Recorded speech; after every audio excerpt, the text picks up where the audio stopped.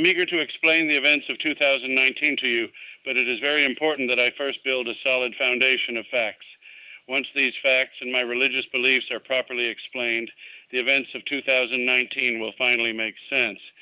During my court trial, I was bothered at how simple, well-known beliefs were twisted by the state into sinister, frightening ideas that the state repurposed.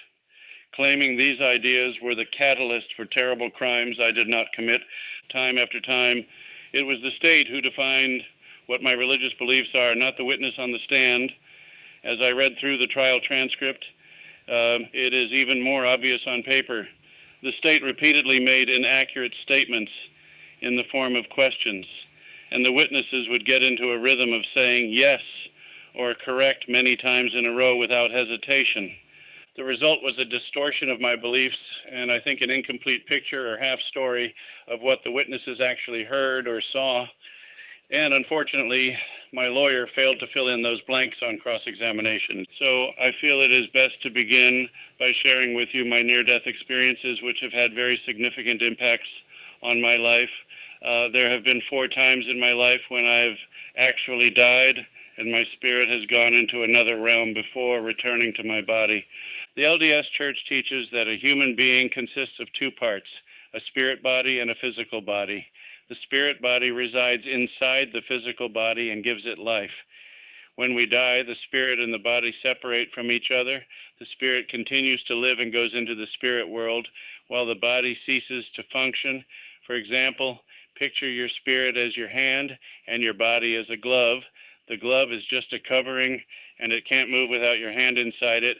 A near-death experience, or NDE, is like when the hand is briefly removed from the glove and then put back inside. NDEs can be found in historical records dating back thousands of years among all races, nations, and religions. They have been part of LDS lore since the church was founded, and NDEs were regularly printed in the church's newspapers and magazines. Many NDEs indicate, as LDS doctrine confirms, that before we were born, we lived as part of a heavenly family. We were eager for the chance to come to earth and receive a physical body.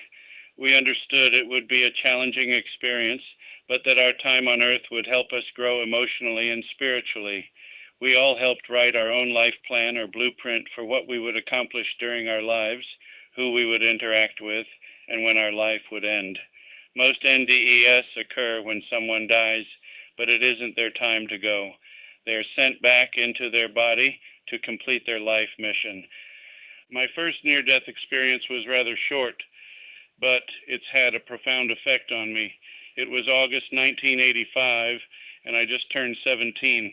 I was at Flaming Gorge Reservoir in northern Utah as part of a church youth group that included several of my friends. We had started the day by leaping into the reservoir from cliff ledges along the lake shore that were about 20 feet high. That was fun, but then we noticed a 60-foot high cliff that jetted out over the water. It looked like a natural diving board. We saw someone jump off it, and soon we were scrambling up the hillside to reach it. Once we got up there and saw how high it truly was, we were intimidated, but we were also stupid teenagers. My friends convinced me I should jump first. I shook off my nervousness and gazed down at the water below me.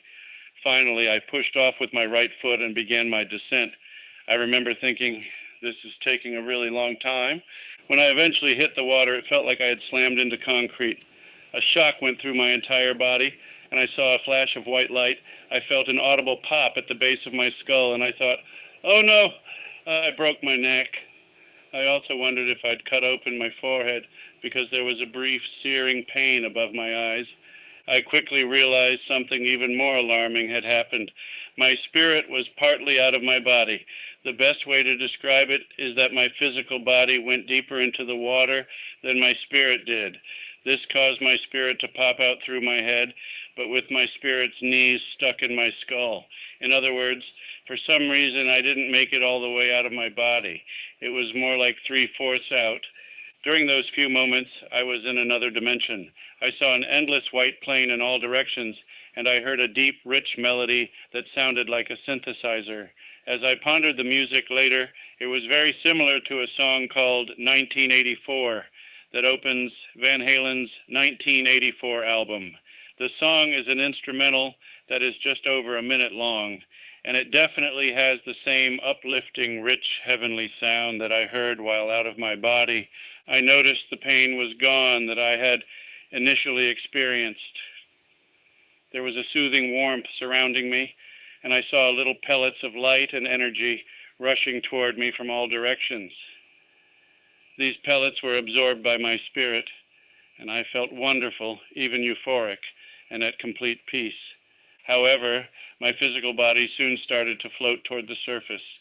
My spirit quickly reversed course through my head and was sucked back into place. I instantly felt chilled and somewhat paralyzed. I must have taken a while getting to the surface because one of my friends who had been standing on the shore had jumped into the water to rescue me. He grabbed hold of me and towed me to the water's edge. All I said to him was, "Something snapped when I hit the surface. I'm done for the day." After I returned home from Flaming Gorge, my entire body was sore for a week. I felt off kilter, like my body and spirit were disjointed. Sometimes my right eye would go blind, but if I hit the side of my head with my palm, I could see again. On the other hand, I was spiritually changed. I'd glimpsed another dimension, and it had felt like home. I still lived a normal life, graduating from Springville High and then completing my freshman year at BYU Provo. Then during my LDS mission, certain spiritual gifts increased. I was better able to receive promptings and impressions that helped keep me out of danger. As I mentioned earlier, I have died 4 times. I will describe the second incident in the next letter. It happened while I was on vacation with my family in San Diego, California. I was struck by a large wave at La Jolla Cove and was not completely knocked out of my body this time. I really needed to stay out of the water. Bookshelf. In the 1970s, several scientists and researchers began to study modern-day reports of near-death experiences, or NDEs. Dr. Raymond Moody's book, Life After Life, compiled several of these accounts and brought NDEs to the attention of the general public. At around the same time, Dr. George Ritchie wrote a fascinating first-person account of his death, his journey into another realm, and then his return to his body. The book is Return from Tomorrow and has sold millions of copies worldwide.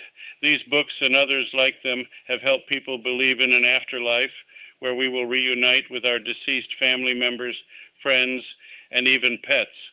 I recently became aware of an NDE that happened to Jeremy Renner, the famous actor who plays the character Hawkeye in the Marvel Avengers movies.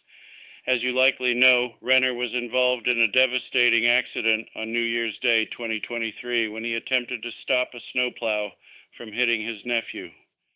Renner suffered severe injuries with more than 30 broken bones. His recovery took many months, including having to learn how to walk again.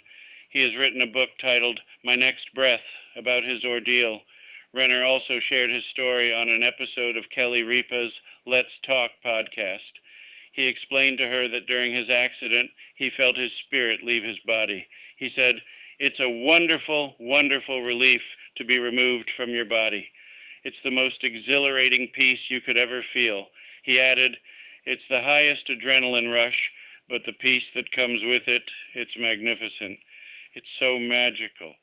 Renner didn't really want to return to his body, and he was actually a bit angry about it. He saw his damaged legs and thought, yeah, that's going to hurt later. Renner was only in the afterlife for a few minutes, but the experience was a great confirmation to him about what is really important in life. He says the experience taught him to repel the things he had given so much value to before, and that he now sees as having zero value. He said he now invests his energy into love and his relationships with others. These books I've mentioned, as well as movies such as Ghost and The Sixth Sense, have helped to make your near-death experiences and the reality of an afterlife an accepted part of American culture. Musical notes. All major religions believe in a divine being, a higher power, or a Heavenly Father. The LDS Church takes that concept to the next level by teaching that we are all part of an eternal family and we are the literal spirit children of heavenly parents. I hope that idea is comforting to you. We have a set of loving parents watching over us, cheering us on, and assisting us during our earthly journey. There are times when we feel alone, of course, but be assured our heavenly family members are always nearby.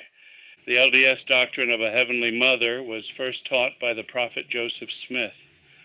A woman named Zena D. Young, who would later serve as the LDS Church's General Relief Society president, was deeply saddened by the death of her mother. Zena spoke to Joseph about her intense grief and asked him, "Will I know my mother as my mother when I get over to the other side?" Joseph responded, "Certainly you will. More than that, you will meet and become acquainted with your eternal mother, the wife of your Father in heaven." Among the people that Joseph taught this doctrine to was Eliza R. Snow. She was well known for her poetry. She had published many poems prior to her baptism into the church in 1835, and she wrote more throughout her life. Eliza wrote a poem about this topic of heavenly parents in 1845 titled, "My Father in Heaven." The poem was soon transformed into the hymn, "O My Father," and was included in the 1851 LDS hymn book. In 1855, the Deseret News reported it was Brigham Young's favorite hymn. The hymn has been sung by LDS congregations ever since, but the powerful lyrics are often taken for granted. They cover the entire LDS plan of salvation, such as our premortal spirit life, the veil of forgetfulness, when we come to earth, the purpose of life, and the return after death to our loving heavenly parents. Here are the hymns, 4 verses. O my Father, thou that dwellest in the high and glorious place, when shall I regain thy presence, and again behold thy face? In thy holy habitation did my spirit once reside, in my first primeval childhood. Was I nurtured near thy side? For a wise and glorious purpose thou hast placed me here on earth, and withheld the recollection of my former friends in birth. Yet ofttimes a secret something whispered, "You're a stranger here," and I felt that I had wandered from a more exalted sphere. I had learned to call thee Father through thy Spirit from on high, but until the key of knowledge was restored, I knew not why. In the heavens are parents single? No, the thought makes reason stare. Truth is reason, truth eternal, tells me I've a mother there. When I leave this frail existence, when I lay this mortal by Father, Mother, may I meet you in your royal courts on high, then at length when I've completed all you sent me forth to do, with your mutual approbation, let me come and dwell with you. It is truly a tender poem, expressing the longing we feel to be embraced again by our heavenly parents. I hope we can follow their example. We are here on earth to build each other up, help each other along, and be a positive influence regardless of our current earthly situation. Money, fame, and power don't matter. Charity, love, and kindness are the keys to joy and happiness in this life and in the world to come.